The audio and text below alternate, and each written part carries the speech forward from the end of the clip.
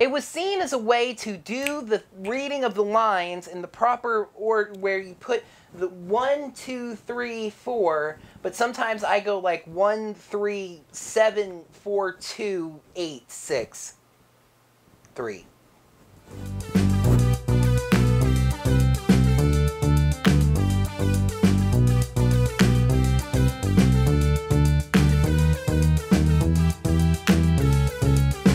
Hello there, heroes. I'm the Orange Ranger, and welcome to something of a grand finale.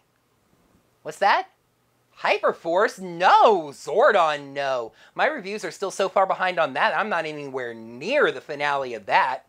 No. This is the very last off-season of hiatus video. To put that in perspective, the first off-season of hiatus video debuted on December 16th, 2017. 4 months ago. And that's not even mentioning when those videos were supposed to come out originally. And the topic of this video is actually a crystal clear reflection of that, as I changed the topic of this video to something that was, at the time, more timely. Right around my birthday, late January of 2017, a movement was kindled in the Power Rangers fandom. It was a movement centered on positivity, history, and what has made Power Rangers the great franchise that it is over 25 years. People were telling their Power Rangers stories, and I decided to do the same. The thing is, I tell my stories by making videos, and my life has this constant habit of getting in the way of my making videos. So it fell by the wayside, and I'm only just now getting back to it. For the record, the last tweet made with the name of the movement, #PowerForceLives, was in early February. Way to miss that train, Orange Ranger. Anyway, it's time to take a look at my take on #PowerForceLives, and for you to hear my Power Rangers story. So let's start with a little bit of history and background on the Power Force itself, and why it lives. The Power Force was started by Saban Brands in 2012 as part of the Power Rangers 20th anniversary celebration. The idea was to create a group of super fans that would assist in communication with fans of the franchise. The idea being to serve as something of a bridge between the franchise and its fans. According to the It's Morphin' Time Wikia, the first 9 members of the Power Force were Bruno from MMPR Toys, Dark Blaze, Fury Diamond, Joe Rovang, Linear Ranger, Lisa J, Mike RC, Omega Ranger Red, and Power Morphicon. My memory is a little fuzzy on this, but I do seem to remember what the Wikia says, that fans were selected by some unknown at the time standard, and other fans wanted the chance to apply. Saban Brands opened up an application process, which, full disclosure, I did apply for and was not selected, and the list was expanded to 20. In addition to the first 9, Andre of Black Nerd Comedy, Burgundy Ranger, Dan's Toku Rants, Gold Phoenix Ranger, Green Ranger, Kevin the Director, Keith Justice, Lavender Ranger, Linkara, Morphin Legacy, and Mr. Yellow were added. The Power Force mainly served as a public relations arm for the Power Rangers franchise, receiving things like press releases, pictures, little trailers and previews of things to come, and being allowed to officially release those things to the fans. They also submitted questions for the Power Rangers version of Trivial Pursuit, and advised on the Power Rangers version of Monopoly. At the outset, it seemed like a really cool way for the franchise to interact with its fan base, having fans speak to fans, using language we understand with people that we trust. And then, it all just faded away. By last year, if not even before that, fans were starting to wonder if the Power Force was even a thing anymore.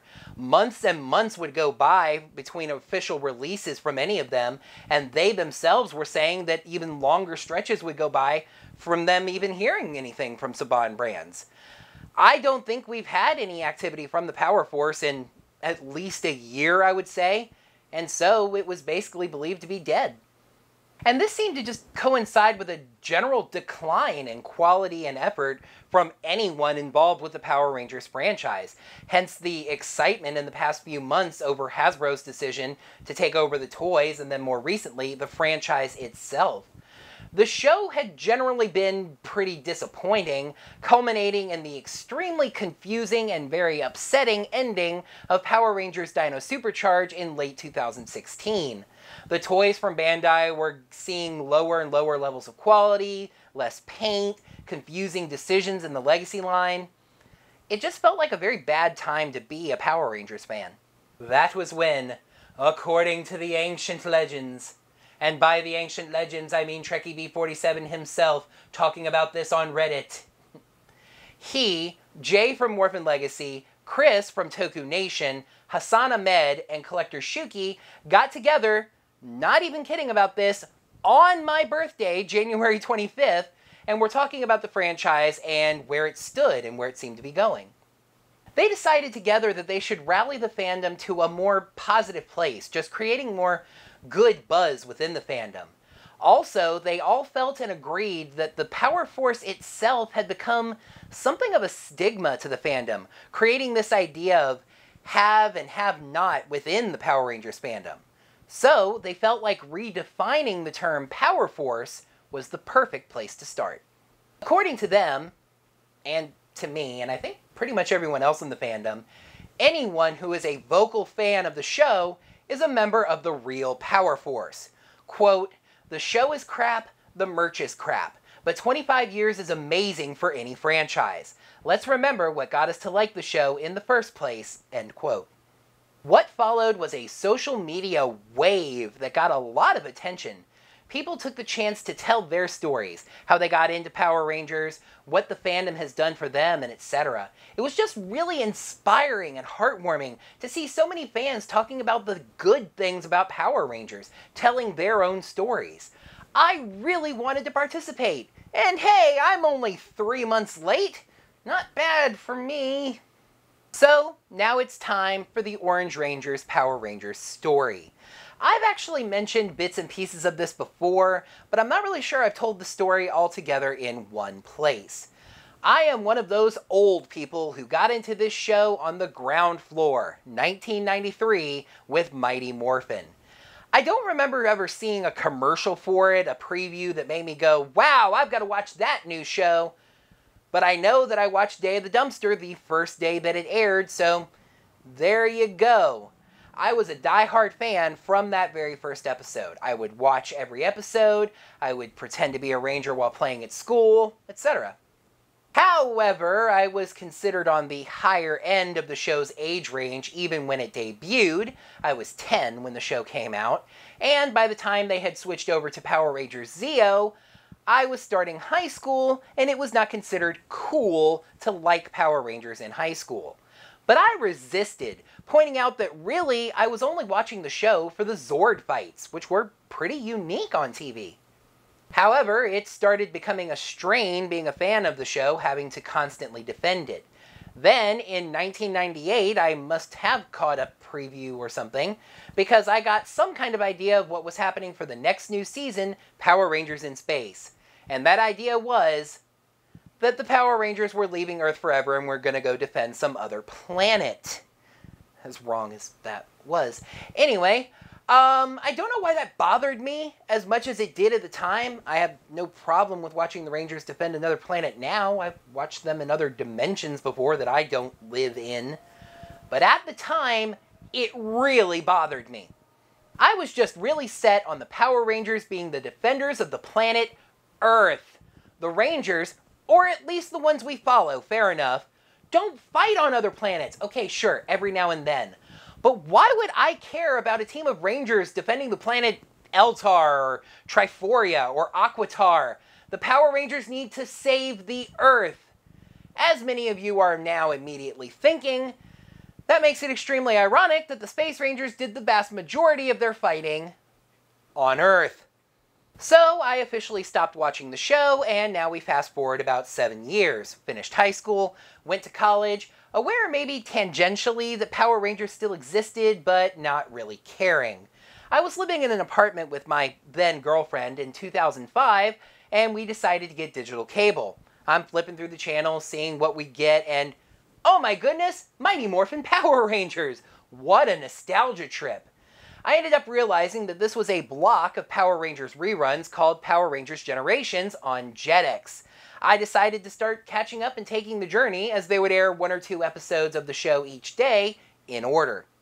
Eventually they reached Power Rangers in Space and I said, you know what? Let's see what I missed. And oh Zordon, what I missed. Power Rangers in Space is my second favorite season of Power Rangers now, just behind Power Rangers Time Force. And I kicked myself for the silly reasons that I avoided it in the past. I kept on watching Power Rangers Generations, getting all the way caught up through SPD, and then started Mystic Force as it aired. You may have realized this about me by now, but when I get into something, I get kind of, show me everything about this immediately. So I started doing research online about Power Rangers, and I found forum sites like Ranger Board, which is celebrating its 15th anniversary by the way, and connected with other fans. It was incredibly vindicating. There were other fans of the franchise today, adult fans. Some of them have stuck with the franchise from the very beginning. Others of them, though, were just like me and had left the franchise but then decided to come back. I have been a die-hard fan of Power Rangers ever since, for better and for worse. I touched on this a bit in my very recent Q&A video, but for me, Power Rangers has lasted so long because it's a superhero franchise that is incredibly accessible.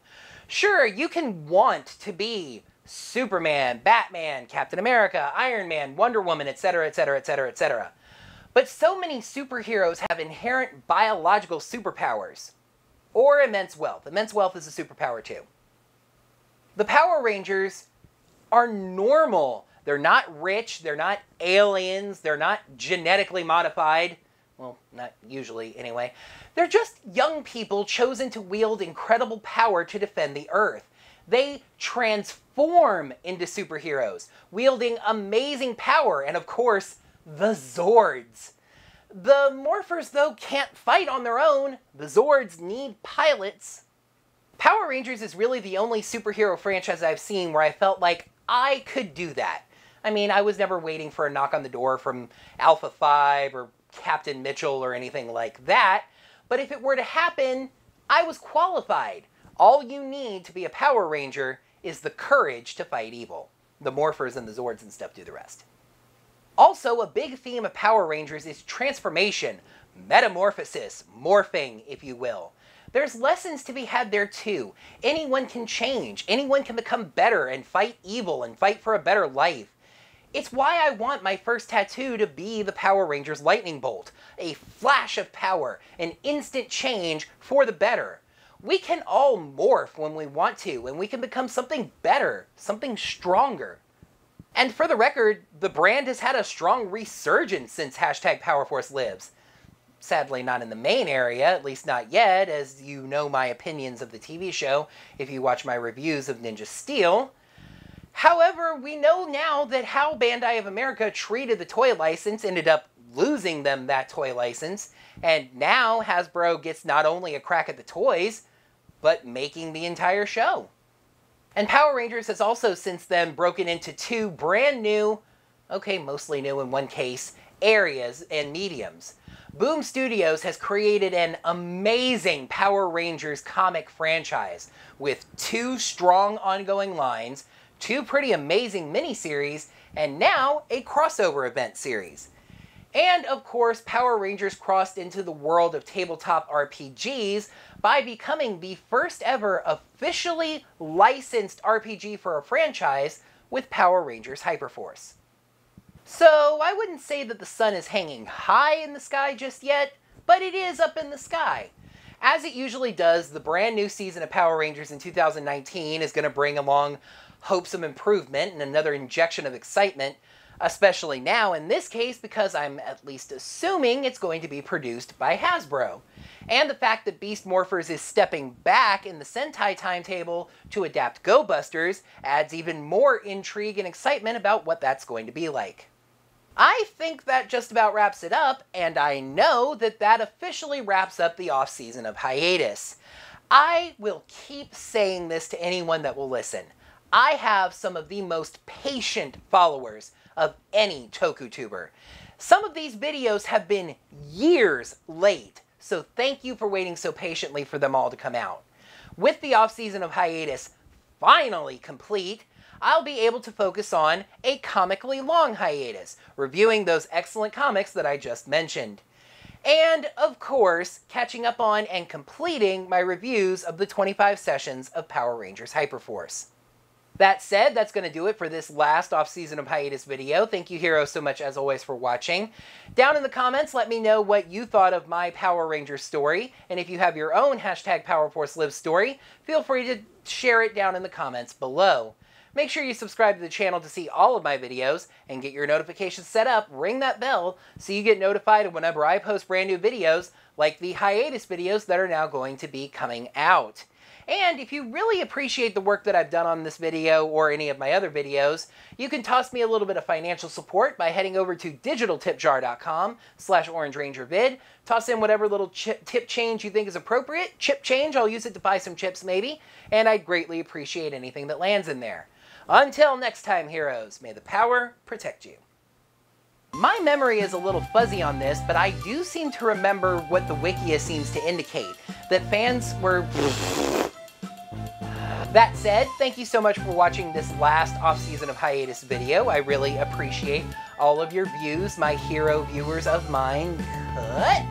With that said, that is going to do it for the entire off-season of hiatus. Ring that bell, get your notifications set up, so you can be notified of whenever I post brand new videos like these hiatus videos we have going on right now. And fart! That being said, that's going to wrap up the off-season of hiatus with this